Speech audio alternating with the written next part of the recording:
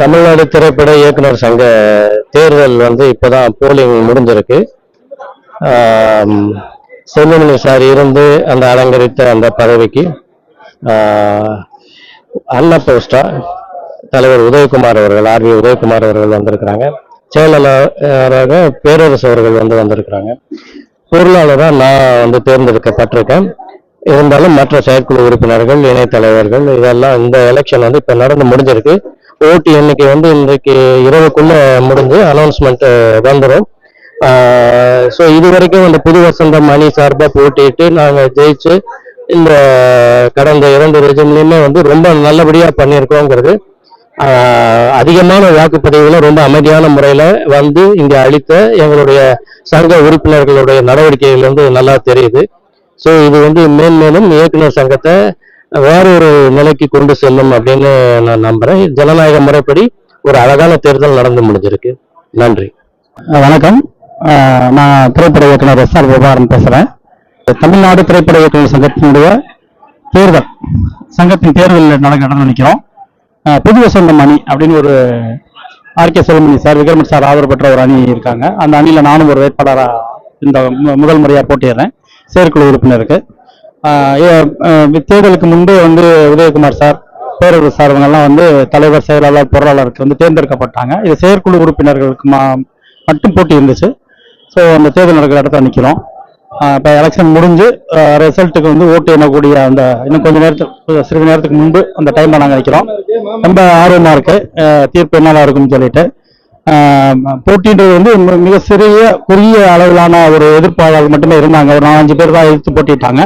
ஆனாலும் எல்லாருக்கும் மதிப்பு கொடுத்து தேர்தல் நடக்கணும் ஜனநாயக முறைப்படி அப்படின்னு சொல்லி முடிவு பண்ணி தேர்தல் நடத்துவது என்று எல்லாருமே முடிவு பண்ணி நடத்திருக்காங்க. இது வந்து எங்க ஒரு குடும்ப எலெக்ஷன். எங்க சங்கம்ன்றது வந்து ஒரு குடும்பம் தான், தமிழ்நாடு திரைப்பட இயக்குநர்கள் சங்கம். ஸோ எல்லாருமே ரொம்ப மகிழ்ச்சியா ரொம்ப எல்லாமே கலகலப்பா பேசி சந்தோஷமா எதிர்த்து நிற்கிறவங்க எல்லாருமே போட்டி கேட்டு ஒரு குடும்பத்துக்குள்ள ஒரு விழா மாதிரி இருக்குது. முடிவு நம்ம நேரத்தில் தெரிஞ்சிடும். எல்லாரும் வேட்பாளர் பிடிக்கிற எல்லாருமே வந்து வெற்றி பெறுவாங்க நினைக்கிறோம். நன்றி. Suresh Babu, film distributor and film producer.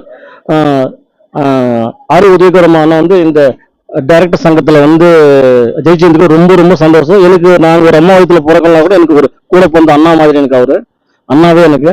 அவரு ரொம்ப ரொம்ப சந்தோஷம் அவர் ஜெயிச்சதுல. அண்ணா வந்து இன்னும் மேலும் மேலும் ஒரு எம்எல்ஏவை கழிச்சு ஒரு மினிஸ்டர் ஆகணும்னு மனசார நான் வேண்டிக்கிறேன். நான் பெருமாள், நான் கும்மர முருகர், அம்மன் டெஃபினட்டா அண்ணா மனசு கச்சிதமா ஃபியூச்சர்ல ரொம்ப ரொம்ப ரொம்ப பேரால வருவாரு. அண்ணா இந்த ஒரு டைரக்டருக்கு இவ்வளவு பண்றாருன்னா இது நம்ம அரசியல் வந்தா இன்னும் ரொம்ப மகிழ்ச்சி. அதே மாதிரி பண்ணுவார். எஜமான் எப்படி படம் வைத்தாரோ அதே மாதிரி நம்ம எம்எல்ஏ கழிச்சு கூட எஜமான் மாதிரி மக்களை நல்லா பார்த்துப்பாரு. அவருக்கு அவ்வளவு செல்வாக்குது. அவர் இன்னும் மேலும் மேலும் ரொம்ப மனசார வேண்டிக்கிறார். இந்த சங்கம் வந்து அண்ணா ஜெயிச்சதுல டைரக்டர் சங்கம் இன்னும் ஊகோல இருக்கும், மகிழ்ச்சியா இருக்கும். சினிமாக்கள் அனைவருக்கும் வணக்கம். இன்னைக்கு எங்களுடைய இயக்குனர் சங்கத்தோட எலெக்ஷன் நடக்குது.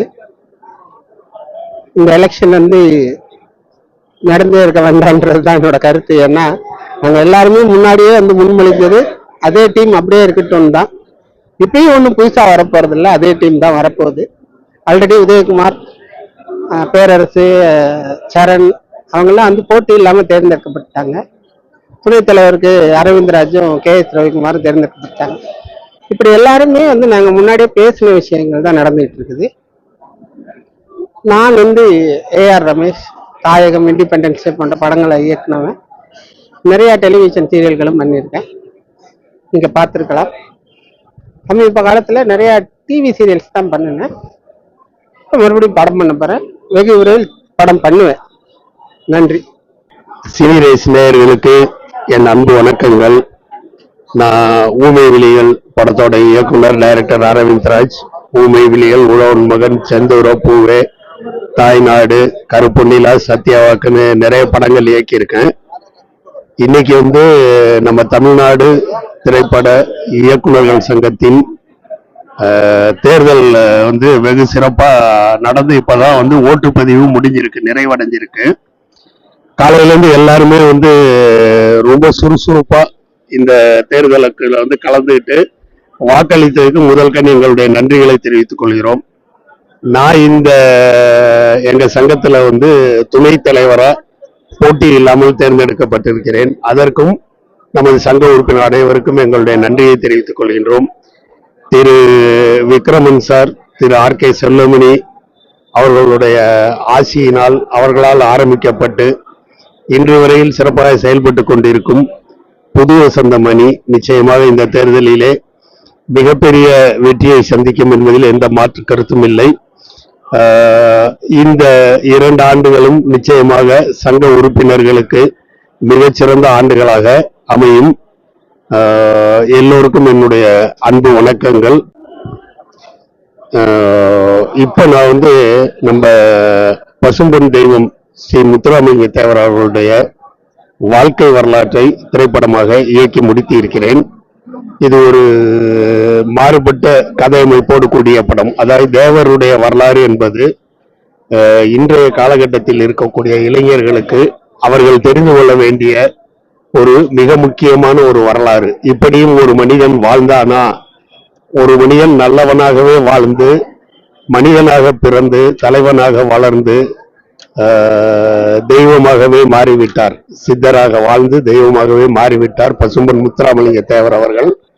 அவருடைய வரலாற்றை இயக்கக்கூடிய அந்த பாக்கியம் எனக்கு கிடைத்திருக்கின்றது. இது சரித்திரத்தில் மறைக்கப்பட்ட ஒரு வரலாறாகும். அதை என்னால் முடிந்த அளவிற்கு, தேவர் படம் என்றாலே தேவர் என்றாலே எல்லோரும் வந்து என்ன நினைக்கிறாங்கன்னா, இதுல வந்து ஒரே ஜாதிய பிரச்சனைகள் இருக்கும், அது இருக்கும் இது இருக்கும்னு. இதுல எதுவுமே கிடையாது. நீங்க எல்லாரும் வந்து பாருங்க, எல்லா மதமும் ஒண்ணு, எல்லா ஜாதியும் ஒண்ணுன்னு சொல்றதுதான் இந்த படம். பசும்பொன் தேவருடைய வரலாறு இது நாள் வரையில் சொல்லப்படாமலேயே இருந்தது. அவர் அரசியலில் சந்திச்ச ஏற்றத்தாழ்வுனா அவருடைய வாழ்க்கையே வந்து முழுக்க முழுக்க அரசியல் தான். எந்த விதத்திலையுமே அவர் தனக்குன்னு ஒரு வாழ்க்கையை ஏற்படுத்திக்கல, தனக்குன்னு ஒரு குடும்பத்தையே ஏற்படுத்திக்கல. அப்படிப்பட்ட ஒரு மாமனிதர். அவர் சந்திச்ச வாழ்க்கை, இந்திய மக்கள் தான் தன்னுடைய மக்கள்னு சொல்லுவாரு. அந்த மக்கள் மனதில் அவர் எப்படி பசும்பொன் அந்த தேவராக மாறினார் என்பதை கூறுகின்ற காவியமாக இந்த படம். நிச்சயமாக உங்களுடைய வாழ்த்துக்களுடன், உங்களுடைய ஆதரவுகளுடன் மிகப்பெரிய வெற்றி படமாக இருக்கும். இனிமேல் தேவருடைய வரலாறு என்று கூறினாலே இந்த தேசிய தலைவர் படம்தான் அதற்கு முன்னால் வந்து நிற்கும். இந்த படத்தை வந்து தேவர் வேடம் விட்டு நடித்திருப்பவர் என்னுடைய அருமை நண்பர். அவர் தான் இந்த படத்தை வந்து முதல்ல தயாரிக்க ஆரம்பிச்சவர். இப்போ அவரோட நண்பர்கள் வந்து அதை அண்டர்டேக் பண்ணி திரு SSR சத்யா அவர்கள் இந்த படத்தை வந்து இப்போ முடிக்கிறாங்க. ஜல்லிக்கட்டு மூவி சார்பா இந்த படத்துக்கு வந்து அவருடைய நண்பர்கள் திரு MM பாபு, திரு கோவிந்தராஜ் எல்லாருமே வந்து இணைந்து இந்த படத்தை செஞ்சிருக்காங்க. படம் வந்து ரொம்ப சிறப்பா வந்திருக்கு. பஷீர் அவர்கள் பசும்பொன் தேவராவே வந்து வாழ்ந்திருக்காரு. பாருங்க, இந்த படம் நிச்சயமா ஒரு சிறந்த படமா இருக்கும். நன்றி. ஒரு 20-25 வருஷத்துக்கு முன்னாடி டிஎஃப்டி ஸ்டூடெண்ட்ஸ்னால இண்டஸ்ட்ரிக்குள்ள வரும்போது விஜயகாந்த் சார் வச்சு நீங்க ஊமை வழிகளா இருக்கும், செல்வமணி சார் வந்து கோணம் சாரணை பிரபாகரன் இருக்கும். அப்போ வந்து ஒரு பயங்கரமான ஒரு டிஎஃப்டி ஸ்டூடெண்ட்ஸ் வந்து ஒரு பெரிய மரியாதையும் எல்லாமே இருக்கும். பட் இன்னைக்கு வந்து பாத்தீங்கன்னாக்கா விஷுவல் கம்யூனிகேஷன் நிறைய ஸ்டூடெண்ட்ஸ் காலேஜில் ஓப்பன் பண்ணி நிறைய ஸ்டூடெண்ட்ஸ் வெளியில் வராங்க. அன்னைக்கு இருந்த இயக்குனர் பற்றி இன்னைக்கு இருந்த இயக்குனர் டிஃபரன்ஸ் என்ன வரும்? அதாவது இது வந்து ஒரு பெரிய, என்னை பொறுத்த வரைக்கும் மாற்றமா தெரியல. ஏன்னா இன்னைக்கும் வந்து திரைப்பட கல்லூரியில படித்துட்டு வர மாணவர்கள் அத்தனை பேரும் இன்னைக்கும் வந்து ஒரு டிவி ஸ்டேஷன்லயோ இல்ல ஒரு டிவி டிராமா பண்ற இயக்குனர்களாகவோ எல்லாருமே வந்து அந்தந்த இதுல வந்து பணியாற்றிட்டு தான் இருக்காங்க. இன்னைக்கு நிறைய பேர் விஷுவல் கம்யூனிகேஷன் அப்படிங்கறது படிச்சுட்டு வரும்போது அவங்களுடைய எண்ணமே வந்து நம்ம சினிமாவுக்கு வரணுன்ற நோக்கத்திலே தான் விஷுவல் கம்யூனிகேஷனை படிச்சுட்டு வராங்க. அந்த விஷுவல் கம்யூனிகேஷனை விட இப்ப பாத்தீங்கன்னா நாங்க படிக்கும்போது திரைப்பட கல்லூரியில வந்து நாங்க படிச்சது வந்து diploma, DFT, diploma in film technology. ஆனா இன்னைக்கு வந்து அது டிகிரி கோர்ஸ் ஆயிடுச்சு. இன்னைக்கு அது 4 ஆண்டுகளுக்கு உரிய ஒரு டிகிரி கோர்ஸ் ஆயிடுச்சு. அதனால எந்த விதத்திலையும் மாற்றம் இல்லை. இன்னைக்கும் திரைப்பட கல்லூரியில் படித்து நீங்கள் ஒரு படத்தை இயக்க வேண்டும் என்று வந்தால் அதனுடைய தாக்கம், அதனுடைய நீங்க உங்களுக்கு இருக்கிற அந்த துணிச்சல், நீங்க கத்துக்கிற விதம் எல்லாமே வந்து நிச்சயமா வந்து விஸ்காம்ல கிடைக்காத ஒரு விஷயம். திரைப்பட கல்லூரிங்கிறது திரைப்படத்தை பயிலுகின்ற மாணவர்களுக்காக அமைக்கப்பட்ட தனியான ஒரு பட்டறை மாதிரி. இன்னமும் அதுல போய் நீங்க படிச்சுட்டு வந்தீங்கன்னா அது வந்து சிறப்புக்கு சிறப்பு சேர்க்கும் நிச்சயமா. தேங்க்யூ.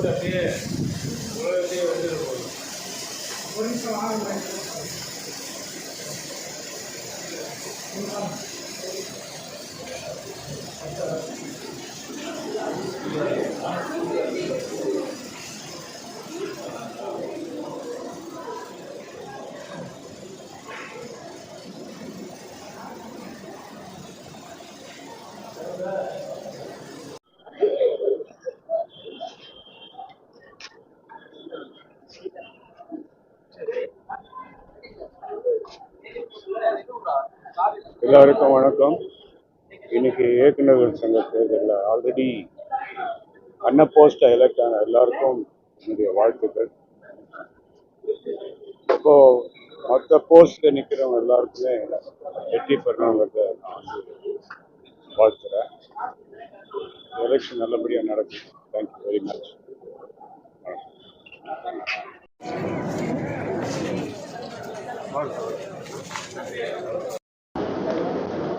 இல்லை, எங்கள் யூனியன் எலெக்ஷன், அதனால் வந்து என்னோட கடமையை ஆட்டிட்டு போயிருக்கேன். அதுதான். ஸோ வெற்றி பெற போகும் எல்லாருக்கும் என்னுடைய வாழ்க்கை.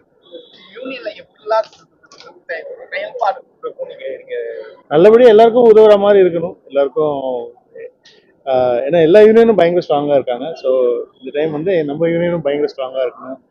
நமக்கு நிறையா வெல்ஃபேர்கள், நமக்கு நிறையா விஷயங்கள் வந்து கிடைக்காத விஷயங்கள், கிடைக்க வேண்டிய விஷயங்கள்லாம் வாங்கிட்டு வந்தால் நல்லாயிருக்கும்.